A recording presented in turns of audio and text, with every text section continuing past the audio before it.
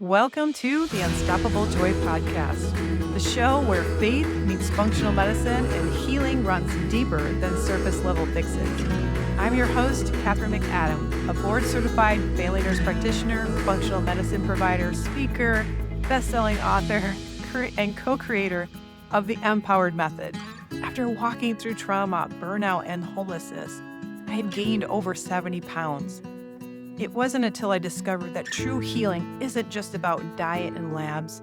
It's about aligning your body with biblical truth and reclaiming your divine design. Now I help Christians just like myself to restore energy, rebalance hormones, and heal their gut so that they can step boldly into their God-given calling, body, mind, and spirit.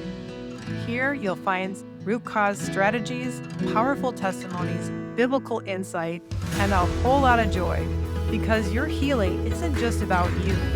It's about the legacy you're called to carry.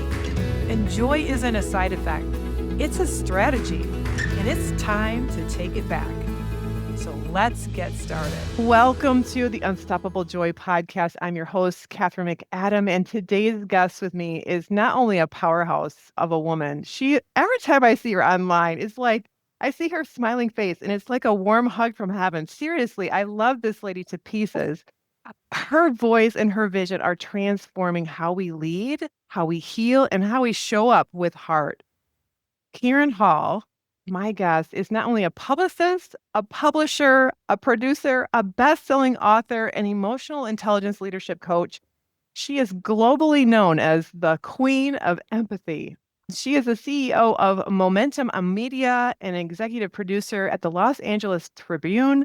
She's helped authors, speakers, and leaders find their voice and shine on stage and in life. She's a friend. Oh, she's such a sweetheart. I love her to pieces, like I said.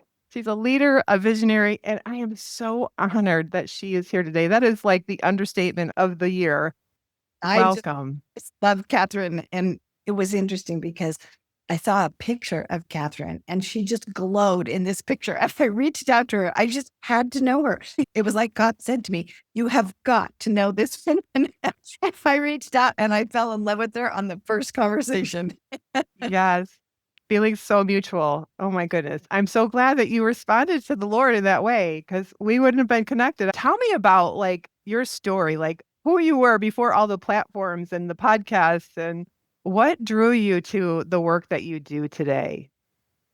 So I was born 2.5 months premature. I weighed 1 pound, 13 ounces shortly after birth. And I was in the incubator all by myself for that 2.5 months. The doctors told my parents that I wouldn't survive. And then when I did, they said, wow, she's a fighter. And it was just so long ago. They didn't have the medical advances that they do now. So they said she'll be a vegetable.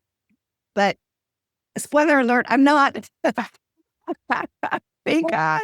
Only by the grace of God. It's an Yes. absolute that I'm not. And that I didn't have any health problems or anything, but I am a highly sensitive person. And I often wondered growing up if it was because of my experience being in the incubator that I had some anxiety. I felt like the world was scary. Like every time I had to do something new when I was a girl, I always had to go find out. So I remember when we moved to a new town, I was like, I don't know, 6 or 7 years old. And I had to go to the school and check it out before school started. And I did that every single time. I would go to high school, take my little schedule, walk around, make sure I timed myself, make sure I could get from one side of campus to the other. Same thing when I went to college. I just always wanted to be prepared. And I didn't realize that was because I had anxiety until later. I realized, I remember people saying, you're a worrywart. And I thought, I don't know how to stop that because I always wanted to be prepared. But it led me to God. Ever since I've been a child, I just prayed and prayed. Also very unusual because my dad was an atheist. My mom was an agnostic. We didn't read the scriptures. They didn't want me to know anything about religion because my dad was a psychologist and he saw how children were damaged with the fear of hell and the devil and things like that. So he didn't want to have that trauma for his kids. And I think he had gone through that himself. So he was like, no, we're not doing that to our children. But somehow, and I often wondered, where did I learn to pray? How did I learn to turn to God all the time? And I remember when I was about 9 years old, I was trying to decide what to wear to school. So, of course, I'm being prepared. So I have my 2 outfits. I narrowed it down to 2 outfits and I couldn't decide. And I was praying and I wasn't getting an answer this time. And I prayed about everything. So I was like, that's odd. I'm not getting an answer. God's not telling me what to wear.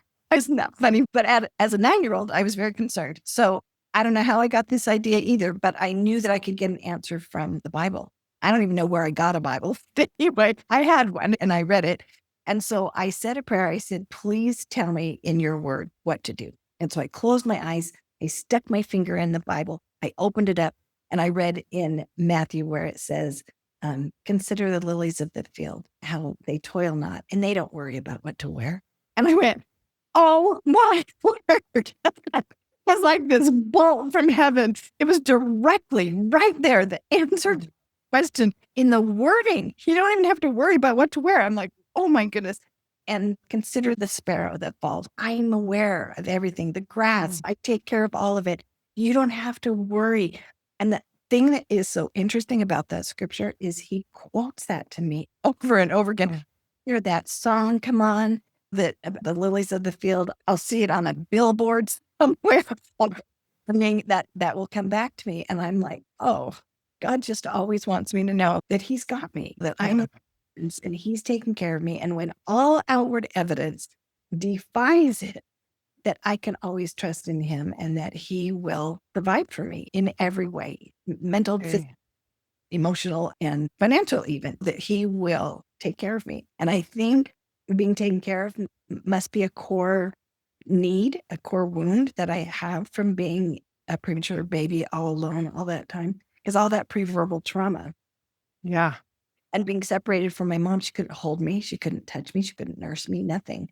And so there was no bonding. And then my mom was afraid I was going to die when I came home. So that made it very challenging. But so I just, that fear and that worry. But how precious our Heavenly Father is, that he would look down and see your sweet little 9-year-old frame and the worries, and he could hear the worries and the anxiety going on in your heart and be able to speak directly to you. I love the scripture says, when draw near to God and he'll draw near to you. And that's such a shining example of that. I just, sure. yeah. And that's when Kathryn and I get together and tell me a scripture, or I'll tell her one, we're like, yes, we love the same stories and the same scriptures. It's so fun. I know it's like deep calls to deep. It's like the scripture that we have in our heart is, yes, tell her that one and tell her this one. And it's like the spirit, like we jokingly say that we're kindred spirits, but we totally are. Like the Lord, just that depth of the Lord, like how much the Lord means to us. Like we're both just tearing up here, just thinking about how amazing God is and like what a good father he is, that he loves and he's so tender in his care. And so like, I just love the fact that he answers us before we even ask.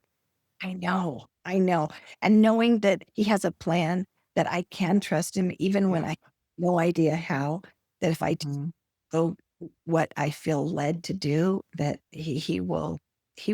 And if it doesn't, if something else happens and somebody uses their agency that isn't a loving thing to do, he'll turn all things to my good. And that is such a comfort to me too. Yeah. Oh, absolutely. I was just saying that to Joe this morning. I said, I can't miss God's best for me. Yeah. Because no matter what, he's going to turn it all for good. He promises that he will cause all things to work together for the good of those who love him. He promised it. And so like, I can rest in that. Romans 8, one of my favorites. Absolutely. But yeah, so as a highly sensitive person, I felt things so deeply. And I'm also an empath. And because I was worrying, I could tell that my nervous system would get escalated. And my mom wondered what to do with me. She didn't understand. She was just like, stop worrying. And you're so sensitive. And she was always worried about how sensitive I was. So I thought something was wrong with me, because other people didn't seem to feel things as deeply as I did. And they certainly didn't have as hard a time getting over it. If I got my feelings hurt, it took a while for me to recover. And so I was always praying for that. And so God had to teach me how to learn to regulate my nervous system and led me to different tools. And so emotional intelligence was like the journey of my lifetime because I had a challenge on my hands, how to regulate my nervous system. I didn't have any problem being aware. Yeah, I'm aware of what's going on inside me, and I can really pick up on what's going on over there with you because as an empath, I felt things so keenly. But I also had to learn to allow the other person to have their own emotions, and I didn't have to take it on. That if they were unhappy about something, that sometimes it affected me so deeply, and I felt so sad for them, and I've had so much compassion for them. But I had to say, it's okay if they work through that. I can allow them to turn to God. I can still show compassion, but I can allow myself to not be in pain myself. Yeah. And I know you're a nurse, and everybody thinks that I am a nurse also, even though I'm not. But I should have been. I should have been a nurse, anyway, a dietitian. And we work very closely in healthcare because we're caregivers and we love people so much. But that emotional intelligence aspect was very important. And then as I was trying to learn the next step of how to regulate my emotions, and then what fascinated me was how when I regulated my emotions, I could co-regulate with other people. Oh, There were people in my life that didn't want to talk about things. So I couldn't just go to them and say, I sense that something's going on here. How can we resolve this? Blah, blah, blah. A lot of times I knew exactly what it was, but I would say something to someone wanting to resolve it. And oh, no, that's not bothering me at all. No issue. And they would just downplay it, dismiss it. They were in denial and they didn't feel safe because of the way they'd been raised. They didn't feel safe talking about it. So then I learned that if I calmed myself and I was able to de-escalate my emotions, their mirror neurons were activated and they felt the calm and they started to de-escalate. That was profound. I remember when I recognized that in a relationship, and it was like, that happened without me saying a word. wow. And I knew it was divine because I was praying so hard. How can I resolve these issues with someone who doesn't want to talk about it? Because that's the way I was raised. Yeah. Just be direct and say, is something wrong? Yeah. That's just so incredible because my wheels are turning now in my mind about all the scientific backing of what you're saying and how the oxytocin is being produced and the cortisol is coming down and people are feeling like connected and engaged and able to like let their guard down and be honest and be unashamed of the truth and safe in a place where they can share that with you. That is a superpower. That is. It's a miracle. Every time it happens, I marvel. I'm in awe because I also know that the scientific studies don't say this part of it, but I know that the spirit is softening their heart and them to recognize the truth that I'm not the enemy, and helps me the other way around too, helps me to recognize they're not the enemy. And I remember I read a book, Return to Love by Marianne Williamson, and you probably have read the book too, but she had a whole different perspectives about how you can either have love or you can have a grievance. And which one do you want? One of her profound questions is, are you willing to look at this differently? And when people get entrenched in that person has wronged me and it's not fair and it's not just, and they may be 100% right. We went to a court of law and asked a million people, all of them probably agree with them that it's not right. But that still getting to a place where they can get back to love so that they can regulate their emotions, so that they can remember who they are and remember to forgive and to be able to let go. Because letting go, I just think that is one of the biggest challenges for a highly sensitive person and an empath. Yeah. When somebody has done something unloving. So that was the journey. That was the journey that I have, honestly, that I've been on my whole life, that I still have to work on, because when things happen, especially big things, when big things happen, I default back to some of that old thinking. And when I reckon, like, oh, there we go. Okay, there's that core wound right there. And I have to be intentional about rewiring and reframing my thoughts, my perspective. And I have to rely on God to help me do that when it's a big issue. Yeah. And Wow. Yeah, that just resonates with me so much because that's a big part of what we do in my practice is we help people with biblical neuroplasticity. We help them to reframe their thoughts with the truth of the Bible and reframe like who they are, knowing who you are. And once you understand who you are and who is you are, like you've been mentioning, going against that is so foreign. Acting out in contrary to that, you like you just said, you recognize it right away. You're like, "Oh no, this isn't me. This yeah. isn't how I deal with this anymore. That's the old me." And being able to like self-correct. I'm Mhm. just so curious now, like how you incorporate this in like helping CEOs and business leaders and running retreats. How do you use this in your business and in your coaching? It's very interesting because I have had some CEOs say to me, "You are like the CEO whisperer." I was so surprised when a CEO said that to me. But what I do is, first of all, I listen because I love to listen to people. And as they're processing and telling me all the things that they're so mad about, and this thing happened, and that just, they're all escalated. And as I listen and they start to de escalate and they start to come down in their emotions, and I do that by one, just helping them to feel safe. I keep in my head, I keep thinking of how much I care about them and how in my mind, I'm thinking those words, I care so much about you. And I want you to be able to remember who you are. I'm saying these things in my mind while they're talking and I'm looking at them. And sometimes we're on a Zoom call, sometimes we're in person, sometimes we're on the phone, but usually I'm on a Zoom call or in person. And as they hear my voice, they say that they feel that I do care. And as they feel cared about, that helps them to de-escalate. And we just go layer by layer until they finally come down and to where they start to be willing to look at it differently. And sometimes they're willing to be willing, which I think is a good thing because I've done that where I'm willing to be willing, but I'm not willing yet. Baby steps to get there. And that's what we do. We take those baby steps until, and I might even ask them, do you think that there might be a different way to look at this? And that question, you have to be very careful when you ask that question because first they have to feel validated in how they feel because their feelings are valid. Whatever their feelings are, their perspectives may be skewed and it may be incorrect because of the escalated emotions. But they first have to feel validated in how they feel and they're allowed to feel how they feel. And when they feel that they're given permission just to feel their feelings, that is very powerful because many times they judge themselves for feeling that way. Yeah. And I've been that coach. I've been like, I know better than this. I shouldn't be judging myself. And I'm like, yeah, now I'm judging myself for judging myself. So a lot of these things. So what we do, then we start to come back to, okay, the big question that when they finally get de-escalated enough is, what are you afraid of? What are you afraid might happen?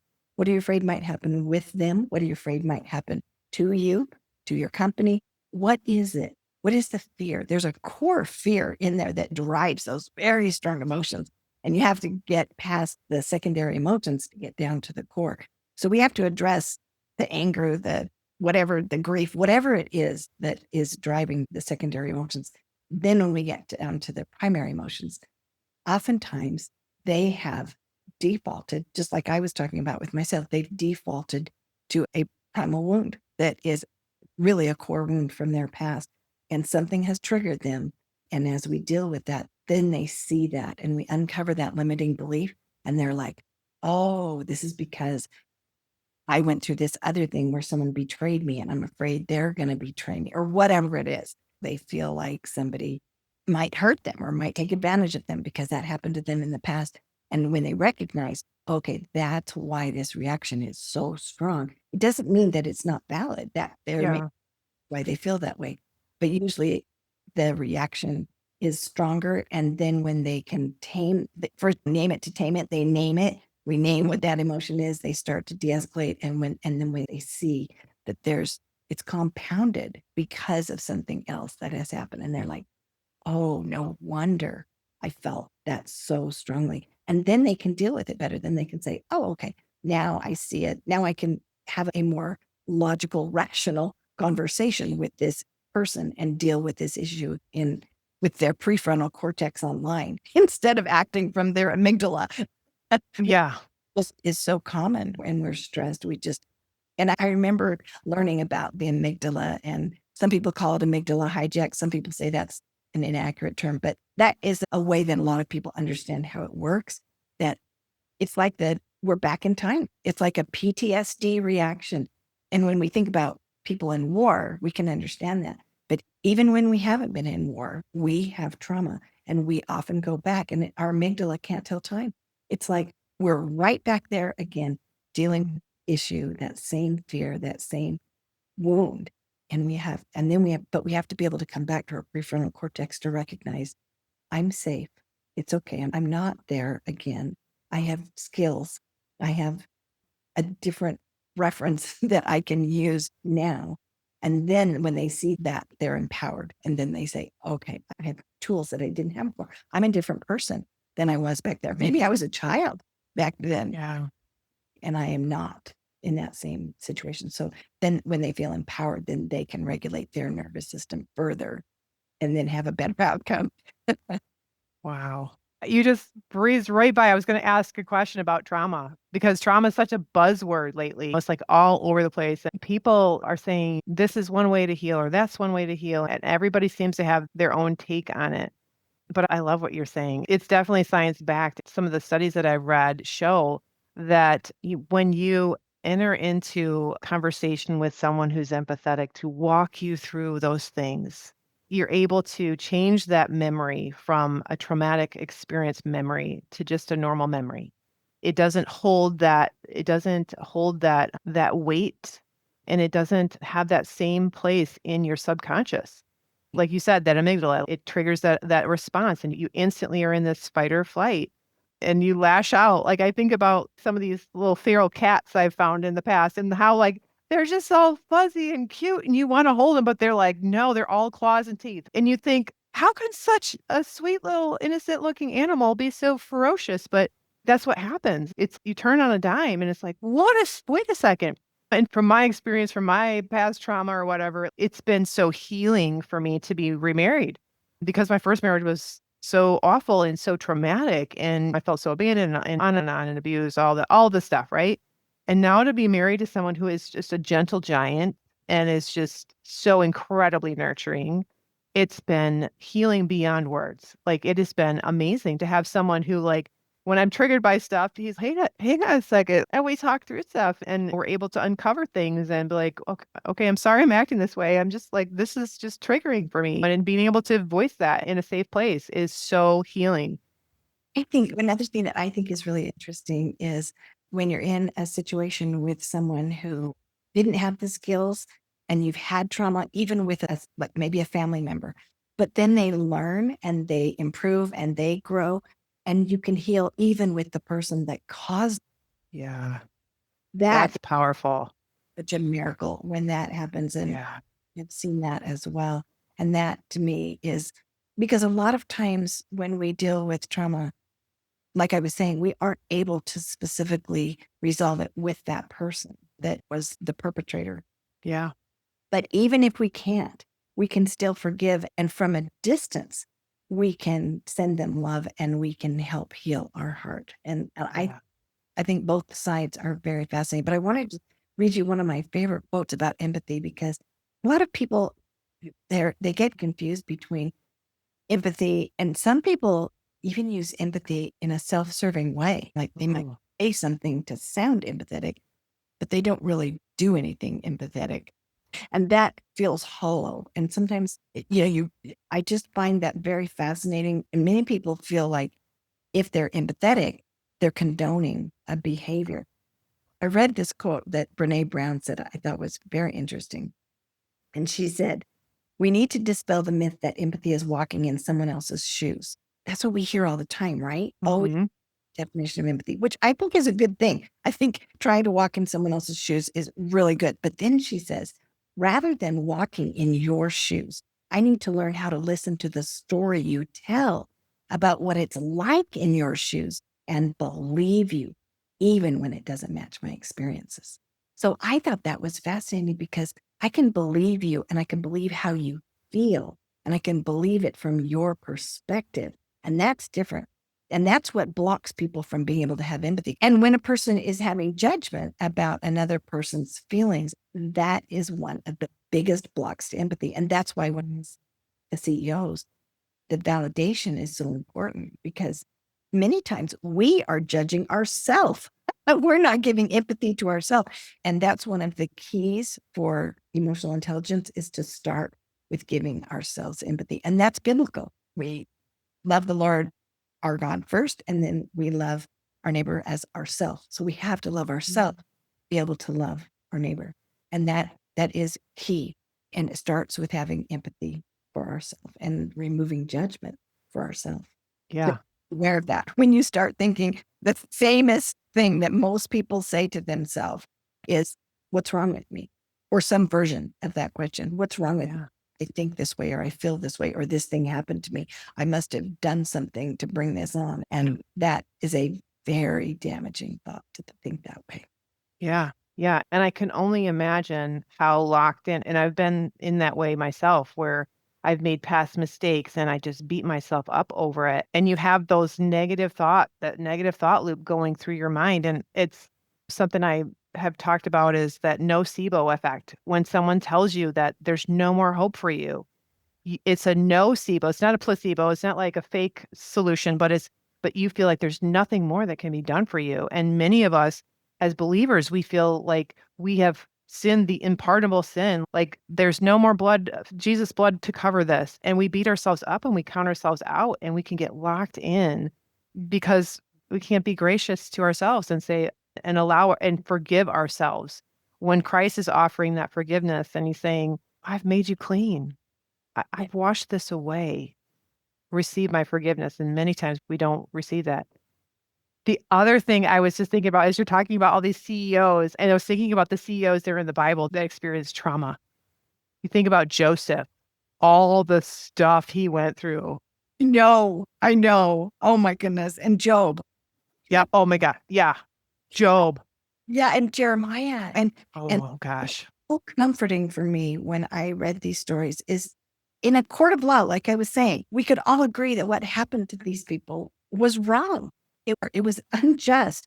And yet, not only did God turn it to good for them, but who they became through the process. Yeah. One of the most beautiful things, and the way that they deepened their relationship with God, and they relied on God to regulate their nervous system, because many times they lost hope and they felt so discouraged. And I'm so grateful those things are included in the scriptures, because that gives me hope when I feel so discouraged and I can't find hope.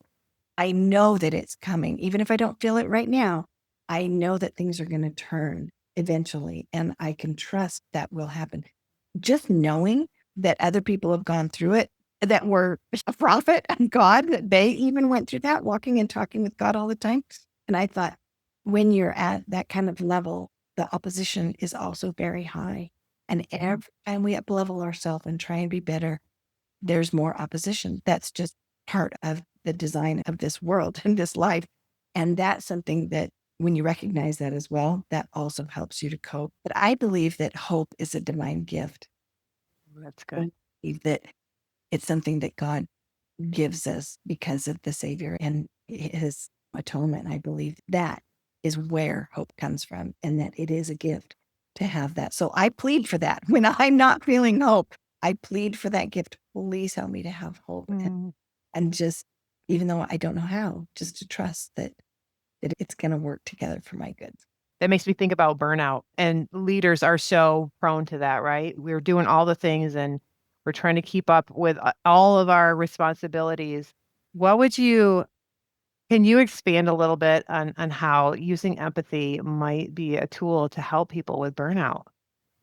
Yeah, so I experienced burnout. I've experienced it on certain levels, but I experienced it a couple of years ago after COVID. I had COVID, and it was longer. It lasted several months. It wasn't one of the short cases, and it affected my physical health, which then affected my mental. And I remember I wasn't able to do a lot of things. I wasn't able to get up and get out. I was really struggling emotionally because of the mental aspect of that. And then I had been doing a lot. I had been working really hard before that happened. And then I had a lot of demands on me that I had put off because I had not been well. And then I had some personal things happen. I just was being hit from all different angles. And I remember that it was so severe that I didn't feel the same joy in life. And I was talking to someone and they pointed out, you sound like you have burnout. And I started reading all the symptoms and I'm like, oh my goodness, I had burnout. And so I was talking to a therapist and they said, Karen, you are so driven and you work so hard and you have such high goals. And what are you doing for yourself in there? And I was like, I was doing things for myself. I was going to the gym every day. I was doing lots of things for myself until I wasn't feeling well. And then I couldn't do things for myself. But I could have had empathy for myself, but I wasn't. I was even judging myself. Karen, you should be exercising. Karen, you should be eating better. My eating just was terrible because my taste buds were gone. So I was that I would not normally eat because I was trying to taste something. And sweet was the thing that I could taste. And I was using food for comfort. And I realized, okay, so what can I do to show love to myself? And the first thing I said was, it's okay if you feel this way, Karen. It's okay. This is going to pass. But for right now, it's okay if you are allowed to grieve. And I had to be very empathetic to myself and allow myself to grieve that I couldn't do all the things that I wanted to do, that I didn't even have the energy to do anything that I wanted to do. I didn't even have the desire to do the things that I do. And I felt guilty because I wasn't doing the things and I wasn't keeping up. And I just said, it's okay. You can just take a break and you can lay in bed if you need to today. And sometimes I celebrated the fact that I took a shower. I was like, what's my win for today? I took a shower. Yay. And sometimes all I had the strength to do. And then sometimes I would say, okay, how can I serve today? How can I show love to someone? Okay, I'm trying to show love to myself, but is there something I can do? And I thought I could text somebody that I can move my fingers and send an emoji and say love. That was not all I could muster up to do. But I looked for ways that I could love myself and show love to others. And that was the start of how I moved through and then I had to be very patient with myself. It took a couple months before I was starting to really feel more like myself. And I had to allow myself to grieve and to go through all the stages of the grieving process and love myself through it all. And I did a lot of journaling. I did a lot of praying. I did a lot of self-coaching. I did talk to a therapist and that all was very helpful. But it's very real.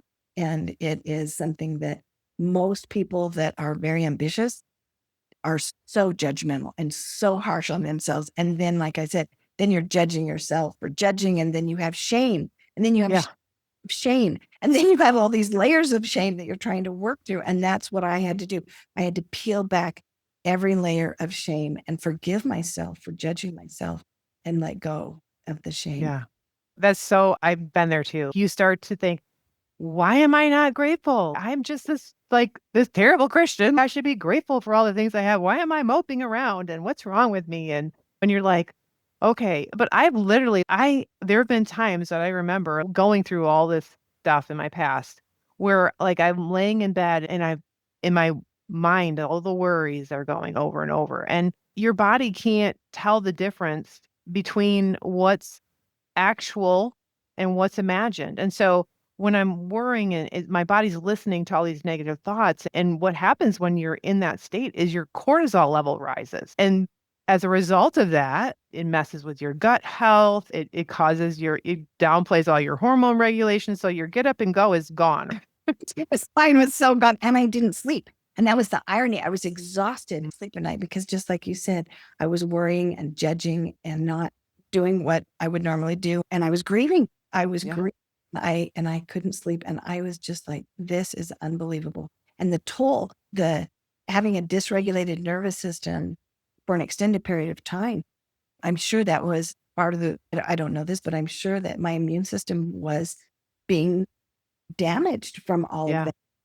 And what I think is interesting is, which is it? Is it the chicken or the egg?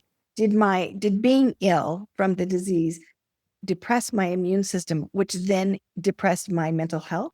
Or was it the worry that affected the immune system that made me more susceptible to the disease? So Who I knows? love this question. I love this question because yes, chicken or the egg, but at the same time, like 90% of your serotonin is produced in your gut.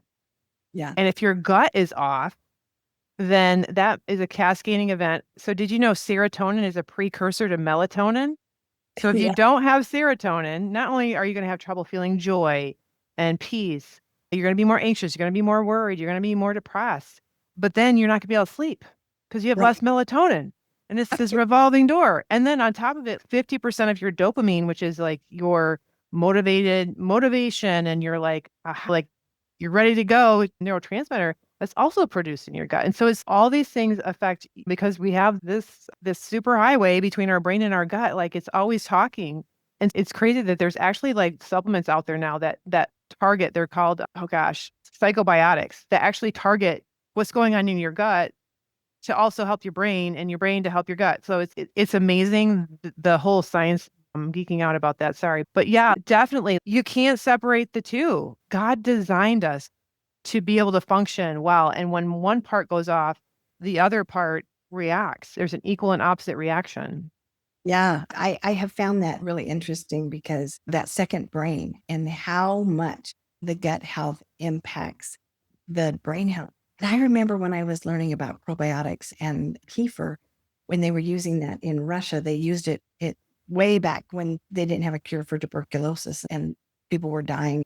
And they started using kefir with all of the probiotics in it. And what happened was not only did people heal from physical ailments, but they were happier and they happy drink. And I went, wow, way back then, they saw that there was a tie. They didn't know what they couldn't describe the gut health back then, but they knew that this probiotic drink caused people to feel happier. And I was fascinated with that. And with me, I was taking probiotics. I was eating so healthy when I got COVID. And so it beat me because I was exercising, I was doing all the healthy things, but I think the illness affected my immune system first, and then that affected me. But it happens the other way around many times. Mm-hmm. And when you don't sleep, it's very difficult to cope. It's so Yeah. difficult because our brain doesn't have the chance to remove the plaque and to reduce the inflammation. It is difficult to rewire our brain and find sleep to be a fascinating topic with Oh yeah. health and physical and emotional health. Yeah. Yeah. Sleep is when our body detoxes. Yep. And our brain detoxes as well. It's crazy. It's like God knew that we needed sleep. He knows that we need rest. That's why I love like the Sabbath day of rest. Like so many times we can be so busy. CEOs and moms and everybody can be so busy that it's hard for us to take a day of rest. It feels so foreign. What can I clean? What can I do? God knew that we needed that rest to get our nervous system into that rest and digest state. So I know. I have to tell you one quick thing that when I was going through that time with my burnout, I reminded myself there are winters of life, and feels like winter right now. It's gray, it's a little gloomy. You don't get outside as much. Everything looks barren, and I told myself spring is coming, spring, and that gave me hope. And it also, I remembered thinking there's a purpose in winter. We wouldn't have that season if there wasn't a need for that. And just we need to rest. And I needed rest. And I had to allow myself to rest. And there's nothing wrong with resting. But when I didn't, if I slept for an hour, I was just like, thank you, Lord, for an hour. Yeah. Yeah. Sleep deprivation is a form of torture. Yes, it is. Yeah. And I love that analogy about wintertime. Is it the Stradivaria, the violin? The wood for those violins is made from a forest that has like the colder, longer winters. And it resonates more beautifully. That's why they're so much more valuable because of the sound that they are able to resonate, because of the type of wood, because of the period of rest. Wow. That's a beautiful, Kathryn. Yes. Beautiful. And you know what? That was the other thing. Going through that burnout gave me so much more empathy because I had experienced burnout to a slight degree, but to have that severe with the COVID on top of it really gave me so much more empathy for people that have debilitating depression. so much more compassion. And I was able to minister to people in a deeper way because I went through that. I had more authenticity because I had experienced it at a deeper level. And so I was very grateful for what I went through. I was very grateful that it passed. I can say, Yeah. will pass. It's one of my favorite lines in the Bible. This too shall pass. And it came to pass. I'm like, and the Lord put that in there over and over again so we wouldn't forget this too shall pass. Yeah. Yeah. And God comforts us so that we can comfort others. So you're a champion of helping people tell their story. Why do you think that telling stories heals? That has been phenomenal to me to learn about the healing that comes through telling stories, because as a person brings their story to light to themselves first, and they acknowledge the things that they've gone through, and most people start with writing their story. So they start writing their story, whether it's an outline or whatever it is, and they have to use a different part of their brain. They actually become the observer of their life. And when we can become the observer of our situation, of our life, we become the observer of our emotions. And when we separate ourselves and become the observer, then we are not the pain. We are observing the pain. And that's when we can put it in perspective and rewire it. And just like you said, we can look at that differently and drop that judgment towards it. And then as we give a name to it, as we're trying to articulate it so we can express that story, that's part of the name it to tame it. And as we name the emotion, then instead of, for example, instead of saying, what's wrong with me, we could say, that thing happened to me. And what did I learn from that? And we can even say, just like you said, how can I use that to bless somebody else? So it's a very interesting process, because the ability to articulate what has happened in and of itself is healing. But then when you express it out loud, either on stage, which I help people do, that takes a lot of courage to do it. You feel very vulnerable. It's scary because what if they don't like me? That is a core wound that 99.9% of the population has. What if they don't like me? And so publishing your story in writing and speaking your story on stage carry fear, because we're going to be judged. There's going to be haters out there. And yet to have the courage to put it out there then is another step in overcoming and showing love to ourselves. And that trauma is tamped down, where we actually process some of that trauma through the experience of writing and speaking. So I find that we could go on and on about how we are able to deal with trauma through expressing our story.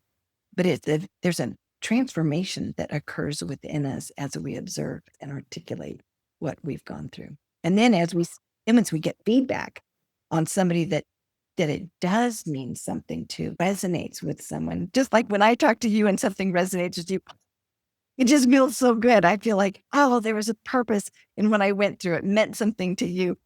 And then I feel I can celebrate that part of my life. I can celebrate the things that I learned that I wouldn't have learned without the trauma in my life. And then it's me to be grateful. And then I can even look at the trauma differently. I'm like, oh, there was a gift in that trauma. I always say there's a message in the mess and a miracle in that mess. And the Lord will help to find what that miracle is. Look at the miracle of Joseph. So that he experienced because of the trauma that he went through. Yeah. The blessing is in the trial. Yes. And in, like we read in James chapter 1, consider it pure joy when you face trials of many kinds. I'm like, what? I know. I'm crazy. Adversity brings patience, and patience brings faith, and faith brings hope. You go through that whole list of all the what happens through the tribulations. And I would read that over and over and over again and think it's a process. It builds on each other. And each thing comes from the tribulation. There is blessings of learning to rely on God. There's blessings of learning to have hope. There's blessings of so many blessings that come from that, and so many blessings that cannot come in any other way than going through those tribulations. Yeah, I know. My mind's just blown, right? It's true. It's so true. And it's God's economy. It doesn't make sense. Like, how's this going to happen for my good? I don't get it. But it's his way. And when we surrender that to him, I think that's really key. That's what I've found in my life is when you surrender that hurt, that situation, that person that's hurt you, letting them go through forgiveness. That is like the key that unlocks that gets you to that other side where you can experience that joy.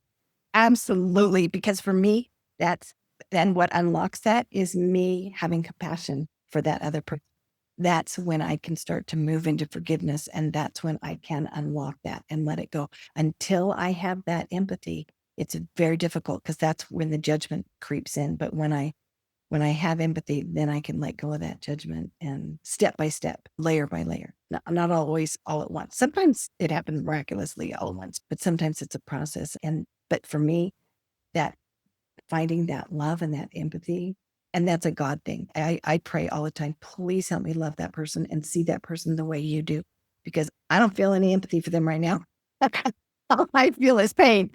And being patient with that process, sometimes people get so impatient. They're like, I'm asking to forgive them. I want to forgive them.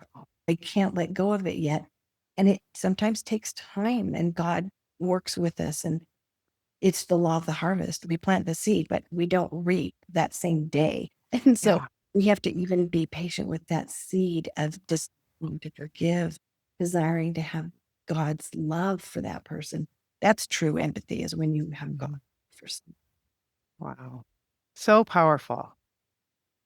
I could talk to you forever. Oh my Right? goodness. Same way about you.